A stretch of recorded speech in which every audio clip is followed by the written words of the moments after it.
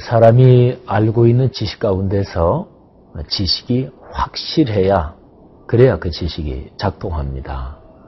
말하자면 어떤 것에 대해서 긴가 민가, 이런가 저런가 잘 모르겠다. 그럴 때는 사람의 몸이나 또는 실제 생활에서 액션, 행동이 들어가지 않습니다. 또 행동을 해도 머뭇머뭇거리게 되지요. 여러분, 여러분이 알고 있는, 또 우리 그리스도인이 알고 있는 신앙적 지식은 어떤가요? 기독교 신앙에 대한 지식에서 제일 핵심적인 지식, 그 부분은 적어도 확실해야 합니다. 그 부분을 점검해야 기독교 신앙이 흔들리지 않습니다.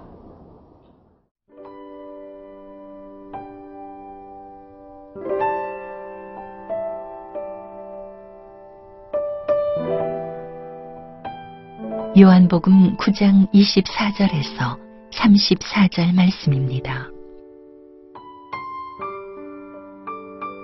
이에 그들이 맹인이었던 사람을 두 번째 불러 이르되 너는 하나님께 영광을 돌리라.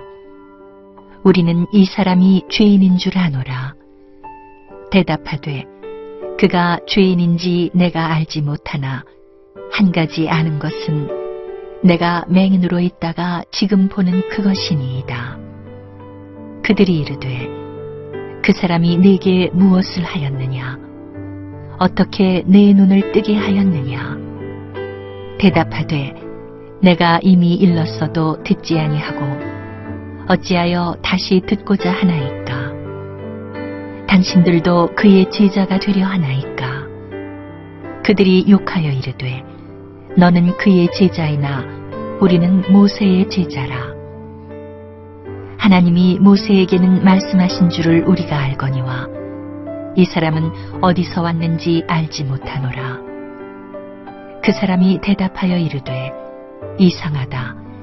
이 사람이 내 눈을 뜨게 하였으되 당신들은 그가 어디서 왔는지 알지 못하는도다.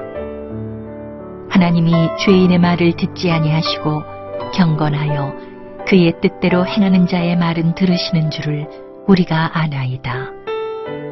창세 이후로 맹인으로 난 자의 눈을 뜨게 하였다 함을 듣지 못하였으니 이 사람이 하나님께로부터 오지 아니하였으면 아무 일도 할 수 없으리이다. 그들이 대답하여 이르되 네가 온전히 죄 가운데서 나서 우리를 가르치느냐 하고 이에 쫓아내어 보내니라. 태어날 때부터 맹인이었던 사람이 눈을 뜨게 됐습니다. 좋은 일이죠. 어떻게 해서 눈을 떴든지 간에 좋은 일 아니겠어요? 앞을 못 보던 사람이 보게 됐다는데 당사자야 말할 것도 없겠고요.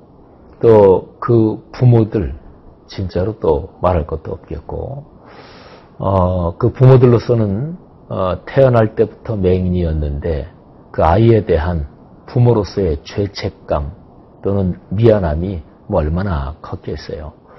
또 물론 살아오면서 이제는 태어날 때부터 그런 일이었으니까 그런 대로 쭉 살아왔겠지만 부모로서는 그 심정이 참 힘들었을 것입니다. 근데 눈을 떴단 말이죠. 좋은 일입니다. 주변 사람들도 기뻐했을 일일 거고요. 근데 이제 그 좋은 일을 좋은 것으로 보지 않은 사람들이 있었습니다. 그 사람들이 오늘 여기 요한복음 9장에 보면 이제 바리새인들, 유대 당국자들이 그거를 좋게 보지 않았습니다. 이유는 예수 그리스도와 연관이 있는데요. 예수 그리스도, 그러니까 예수란 사람이 이 맹인의 눈을 뜨게 했다. 이것 때문에 그렇지 않아도 예수를 요주의 인물로 보고 그리고 예수의 영향력이 확대되는 것을 아주 위험하게 봤던 바리새인들이 난리가 난 거예요. 그래서 맹인을 불러서 이렇게 저렇게 조사합니다. 오늘 우리가 묵상하는 본문을 보면 그 사람들이 이렇게 얘기를 해요. 바리새인들이 너는 영광을 하나님께 돌려라. 우리는 이 사람이 죄인이라는 사실을 안다. 뭐 영광을 하나님께 돌려라. 뭐 여기에 대해서는 이의를 달 필요가 없겠죠. 근데 여기에 중요한 표현이 있습니다. 이 바리새인들이 하는 말이 우리는 이 사람, 예수란 자가 죄인이라는 것을 안다. 여기 안다는 표현이 나오지요.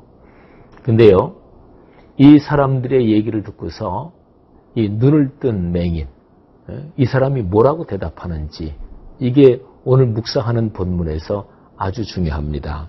자, 이렇게 대답해요. 25절입니다. 그가 죄인인지 내가 알지 못하나 한 가지 아는 것은 내가 맹인으로 있다가 지금 본다는 사실, 지금 보는 그것입니다. 그렇죠. 이 사람이 뭐 세상이 들쭉나도 또는 이 세상 사람이 몽땅 다 아니라고 해도 이 사람에게 확실한 게 있습니다. 나는 전에 맹인이었습니다. 근데 지금은 나는 보고 있습니다. 무지무지하게 확실하죠. 이 사람이 이 정도로 강하게 나오니까 이 바리새인들이나 이 당국자들이 굉장히 당황하는 거죠. 근데 이 사람이 자기가 그토록 확실히 알고 있는 그 지식에 근거해서 이렇게 얘기를 합니다. 당신들도 그의 제자가 되려고 하는 겁니까? 이렇게 물어요. 말하자면 바리새인들이 그 사람이 내게 뭘 했느냐, 또 어떻게 내 눈을 뜨게 했느냐 자꾸 질문하니까 이 사람이 하는 얘기가 아니 당신들도 그의 제자가 되고 싶은 겁니까? 하고 물어요. 그랬더니 바리새인들이 화가 머리끝까지 났어요. 그래가지고 이 사람한테 막 뭐라 그러는 거예요. 근데 이 사람은 흔들리지 않습니다. 저는 이 말씀을 묵상하면서 어떤 사실을 아주 확실하게 안다는 게 이 정도로 힘이 있는 거구나. 여러분 생각해 보세요. 이 바리새인들 말하자면 산헤드린 공회의원들일 거예요. 사두개인도 물론 있고요.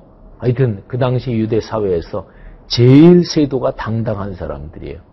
우리나라에서 보면 여러 직종이 있지만 가만히 그냥 일반 보통 국민 눈으로 보면 국회의원을 하시는 그 사람들처럼 그렇게 당당하고 그 사람들처럼 그렇게 세도가 센 분들이 없는 것 같아요. 근데 이 지금 맹인을 조사하고 있는 이 사람들이 요즘 말로 말하면 그런 신분이에요. 산헤드린 의원들이에요. 요즘 국회야 입법부, 입법권만 있지만 당시 산헤드린 의원은 입법, 사법, 행정권이 다 한꺼번에 모여있는 기관이다. 이렇게 보면 돼요. 그 의원들하고 날 때부터 맹인으로 살던 사람하고 게임이 되나요? 안 되죠. 근데 이 맹인은 한 가지 확실하게 알고 있는 사실이 있었어요. 나는 전에 맹인이었습니다. 지금은 봅니다. 근데 이 변화가 예수란 분 때문에 일어났습니다. 당연히 맹인은 예수님을 좋은 분으로 보겠죠. 여러분, 이것이 신앙의 확신입니다. 예수 그리스도에 대한 여러분의 지식은 어떠합니까? 그분을 통해서 어떤 점이 변화되셨습니까? 이 묵상이 깊어지기를 바랍니다.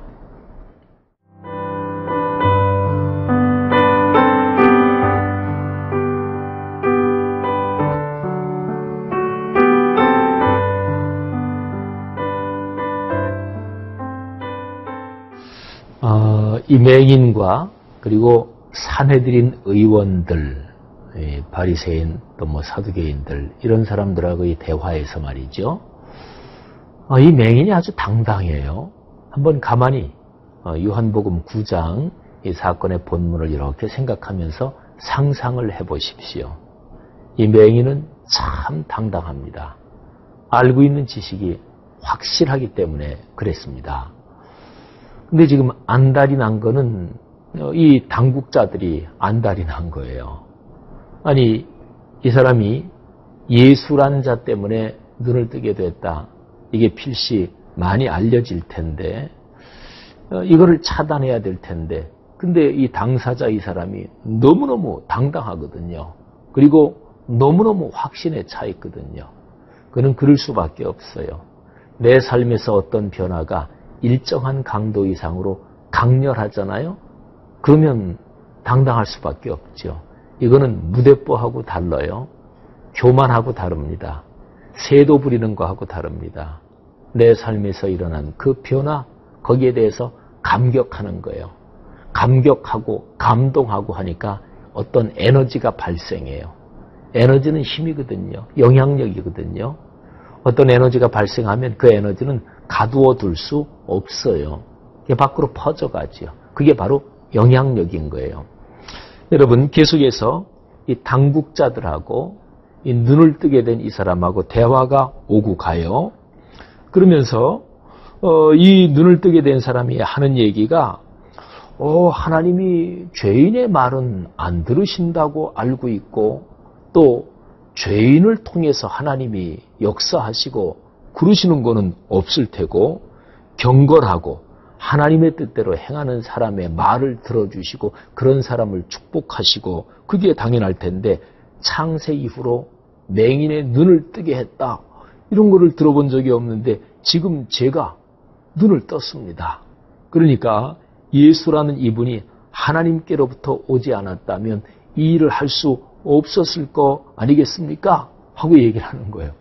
이 듣고 있던 당국자들이 화가 진짜로 머리끝까지 났어요. 그래서 이렇게 얘기합니다. 34절입니다. 내가 온전히 죄 가운데서 나서 우리를 가르치느냐.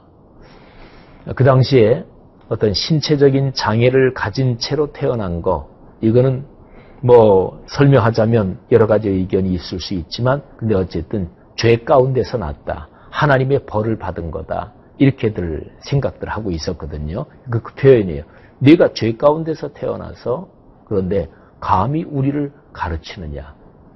여기에 바리새인들은 율법의 전문가입니다. 하나님 말씀의 스페셜리스트들이란 말이죠.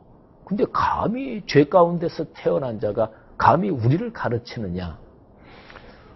근데요, 이 사람들의 표현, 그거를 글자 그대로 사실은 그 상황이 벌어지고 있는 거예요. 지금 하나님의 뜻, 신앙을 가르친다고 하면 바리새인들, 사두개인들, 이 사람들이 가르쳐야 될 사람들이고 이 눈뜬 이 사람은 배워야 될 사람이지요. 근데 거꾸로 된 거예요. 근데 이 눈뜬 사람이 말이죠. 내가 이 종교 지도자들, 이 사람들을 한 수 가르쳐줘야지 이런 생각을 했겠어요? 아닙니다. 그런 자의식이 없었어요. 그냥 나한테 일어난 변화를 담백하게 얘기한 거예요. 분명하게 얘기한 거예요. 그런데 그게 가르침이 되는 거예요. 상황이 그런 것입니다.